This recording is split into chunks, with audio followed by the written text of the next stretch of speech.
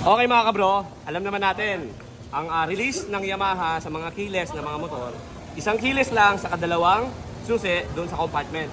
So, ang gagawin natin mga kabro, may spare tayo rito para yung iniiwan natin na motor dito sa shop, magamit pa rin kahit paano pag wala ako. So, activate muna natin to. Paano pag-activate? Yan. 1. Patay ko na isa. 2. So, ganyan lang mag-activate. 3. Tapos, iilaw yan ng steady. Yan. So, ilalagay na natin yung activation ko. So, wag na to, yung activation ko. So, 1, 2. Next. 1. Next. 1, 2, 3. Next. 1, 2, 3, 4.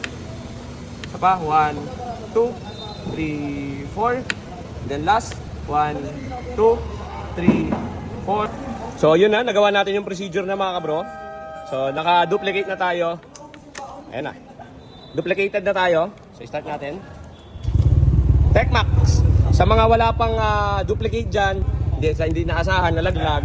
So duplicate natin yung Techmax B3 natin. Tara, let's go. Ayan o. So, dalawa na yung key code natin. At dalawa na yung keyless natin. Para in case of emergency, pwede natin magamit. So, sabihin nyo lang yung mga key code na ganito. Napaka-importante. Let's go!